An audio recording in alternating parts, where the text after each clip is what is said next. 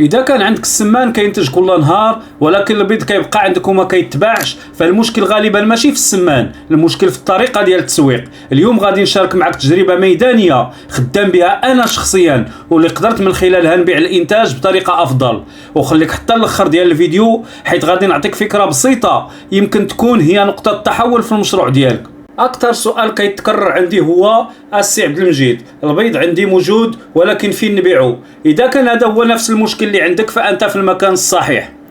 قبل ما نبداو كتبوا لي في التعاليق من اي مدينه كتابعوني وقولوا لي واش كتبيعوا البيض ديالكم بسهوله ولا البيع عندكم هو اكبر مشكل. بغيت نعرف شنو واقع للمربين في كل منطقه ويمكن نجاوب على تجربتك في الفيديو الجاي.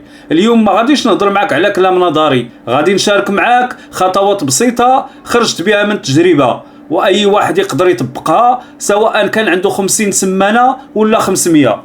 اول حاجه خاصك تعرفها هي ان بيض السمان في المغرب مازال ما معروفش عند جميع الناس، ولكن واش هذا معناه ان البيع ما كاينش؟ بالعكس، هذا الشيء كيخلي عندك فرصه تبني سوق ديالك قبل ما تزيد المنافسه.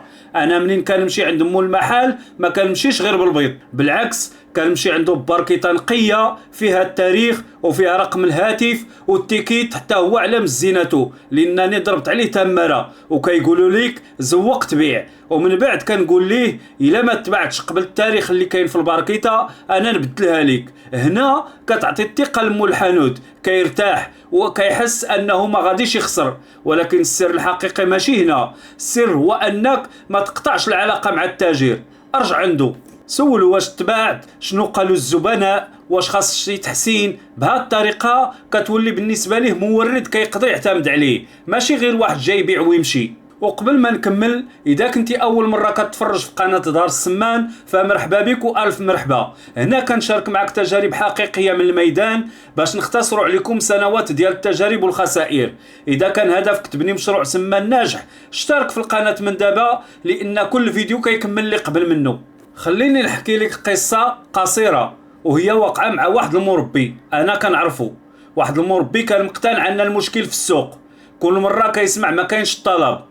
قلت ليه جرب غير محل واحد وخلي عنده 2 باركيطات. من بعد اسبوع الاخوان رجع لعند هذاك السيد اللي حط عنده 2 باركيطات لقاهم سالوا. المره الثانيه خدا عنده 4 ومن بعد 10، واليوم ولا عنده زبناء كيتصلوا به قبل ما يخرج من الدار. المشكل ما كانش في الطلب، المشكل كان تماما في التسويق. وهنا خويا او اختي المتابعين ديالي الاوفياء ولا الناس اللي اول مره كيشوفوني كنبغي نقول لكم واحد الحاجه وهو اياكم والاستسلام. اياكم انكم تعطيوا ودنكم للناس اللي ما عارفين والو على الميدان، اياكم انكم تستسلموا من الاول. استمروا وطابروا وقلبوا على الزبناء ديالكم، راه 100% غادي تنجحوا. ودابا بغيتكم تركزوا معايا. انت كتبيع المول المحل ب 10 دراهم على اساس انك كتبيع ليه بالجمله وهو كيبيع ب 15 درهم حتى ل 20 درهم من الباركيطه.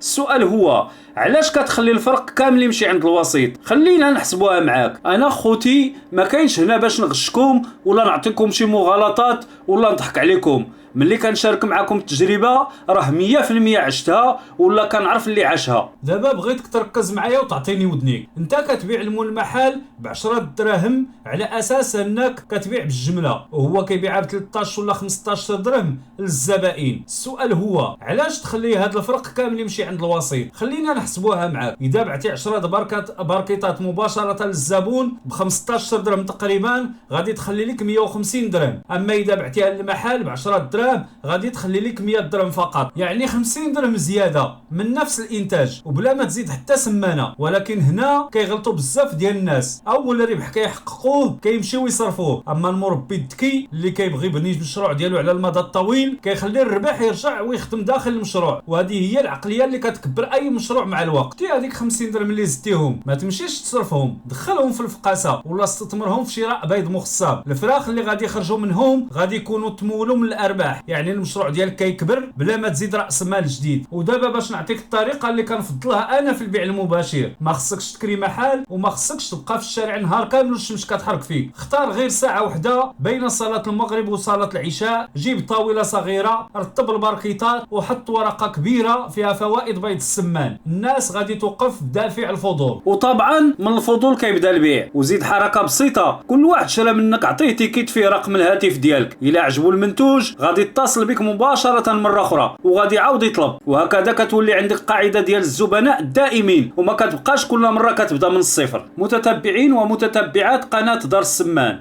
انا هنا كنشارك معكم التجربه ديالي المحضه الخاصه 100%، وبغيتك حتى انت تخدم الذكاء ديالك وتستعمل الابداع ديالك، لانه ممكن تحصل على نتيجه اكثر من هذه اللي حصلت عليها انا. النجاح في مشروع السمان ماشي غير انتاج البيض، النجاح الحقيقي هو تعرف كيفاش تسوق المنتوج ديالك، وكيفاش تكسب الثقه ديال الزبناء باش يعاودوا يرجعوا عندك مره اخرى، وكيفاش تخلي كل عمليه بيع تفتح ليك باب لبيع جديد. الرزق بيد الله، ولكن الله امرنا بالاخذ بالاسباب. اذا وصلتي حتى لهنا خويا اكتب لي كلمه مستمر في التعليقات باش نعرف شكون تابع الفيديو حتى النهايه. واذا كنتي فعلا باغي تكبر مشروع السمان ديالك اشترك في قناه دار السمان، لان الفيديو الجاي غادي يكون مهم بزاف وبزاف. وفي الاخير بغيت نذكركم بحاجه مهمه، مشروع السمان ما كينجحش بالحظ وما كيبداش براس مال كبير فقط، وانما كينجح بالعلم والصبر والتطوير المستمر. كل معلومه صحيحه كتتعلمها اليوم ممكن توفر عليك غدا خسائر كبيره وتختصر عليك شهورا من التجارب والاخطاء. إذا استفدت من هذا الفيديو فما تبخلش بمشاركته مع أي شخص مهتم بتربية السمان، لأن معلومة بسيطة قد تكون سبب في نجاح مشروع كامل إن شاء الله. ولا تنسى أن تضغط على زر الإعجاب إلا وجدتي في هذا المحتوى قيمة حقيقية، واشترك في قناة دار السمان وفعل جرس الإشعارات حتى تكون أول من يصلك كل جديد. هنا لا نقدم معلومة عشوائية، بل كنشارك معكم خبرات وتجارب ونصائح عملية هدفها مساعدتكم على بناء مشروع السمان ناجح خطوة بخطوة وبكل الأركان ديالو. وتذكر دائما باللي المعلومة اللي غادي تشوفها في الفيديو الجاي إن شاء الله ممكن تكون السبب اللي غادي يغير نتائج مشروعك بالكامل، فما تخليهاش تفوتك. إلى أن نلتقي في الفيديو الجاي إن شاء الله، أستودعكم الله الذي لا تضيع ودائعه، والسلام عليكم ورحمة الله وبركاته.